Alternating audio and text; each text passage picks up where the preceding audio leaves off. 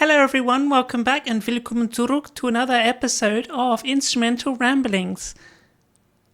My name is Joe Dusepo, but you probably knew that already. Today's episode is going to be exploring the Instrumentmuseum in Berlin. I don't think you need me to translate that for you.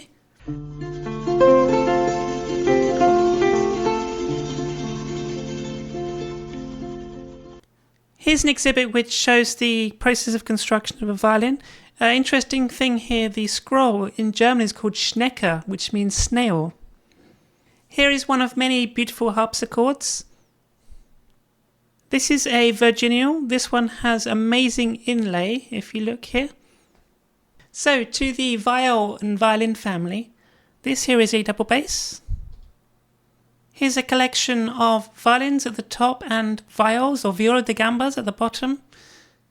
And now to some instruments which are more my kind of era. We have two theorbos and one lute on the right. A close-up of the rose carved into the lute here, and unusually this one has been stained. Unfortunately, some of the staining has also bled into the surrounding wood of the soundboard. Another very ornately carved rose. So what we have here is what I think has a wonderful name, a Schwanhalslauter, or a swan neck lute. And it's a particular design of neck which was seen on Baroque theorbos particularly, where the neck extension kind of does this curvy swan shape. I don't know how else to describe it really, I think the name fits. Schwanhalslauter. Great word. Great word. Here's a back view showing the ribs of some of these instruments. So many ribs on this one, so many. Pause the video and count them if you want. You might be here sometime. There's another view of the Schwanhalslauter and a beautifully inlaid fingerboard. Here's one of the triple rose designs. The beautifully ornate decorations on these violins. And another beautifully inlaid fingerboard, this time on a viola da gamba. Now these instruments are called tromba marina. They are fascinating instruments. I don't really think there's a modern equivalent. They're fascinating instruments, and I don't really think there's a modern equivalent. They usually only have one or at most two strings, and the bell here at the bottom of the instrument really functions the same way as it would on a brass instrument or a woodwind. And they have a very unusual kind of raspy sound. If you first heard them without seeing them, you would think it was a brass instrument. I certainly did the first time I heard them. And yeah, it's... I guess look them up after this video. You'll see what I mean about the sound, but...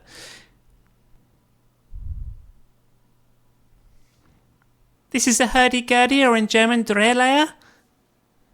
Here we have a collection of pochettes, also known as kit violins or kit fiddles, or pocket violins, pocket fiddles, that sort of thing. They were designed to be small violins which could be played while dancing, and were also very portable. Here's a close-up of the carved rose on a 9-course lute, and likewise the one on a Baroque mandolin. And here's a full view of these two instruments. Next to, in the middle, one made out of a tortoise shell. Here is another beautiful Baroque mandolin. This is a Hamburger Sitrichen, or in English sometimes called bell cittern. Due to the shape, they were particularly popular in England, in Scotland, in Germany, and in Scandinavia and the Low Countries as well. So these were strung in brass and soft iron, members of the cittern family, and you can see here also they've got only half a neck, or a P-shaped neck as it is sometimes called. The idea being that your thumb goes in the gap there, but all members of the cittern family generally will have this. And here's a front view of the bell cittern. It's very typical to have these 3 sound holes, each with carved rose from behind, usually from a mixture of parchment and wood.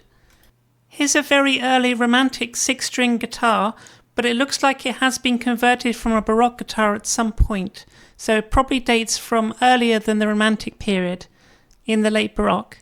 This is a theorboed cittern, so think about the Renaissance cittern, there were also theorbode versions like there were for the lute. Here's a side view from the top. Like all Renaissance citerns, it has this tapering body. Notice also the common mean tone fretting. Here are 3, again, early 6-string guitars. These are from probably the Romantic period or early Classical.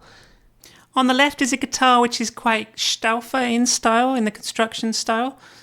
And on the right is an arpeggione, which really was like a crossover between the guitar and the violo da gamba, but more modern because the frets were fixed metal ones. Now this is quite an interesting instrument. This is called an orfica, and you see it's like kind of a portable harpsichord.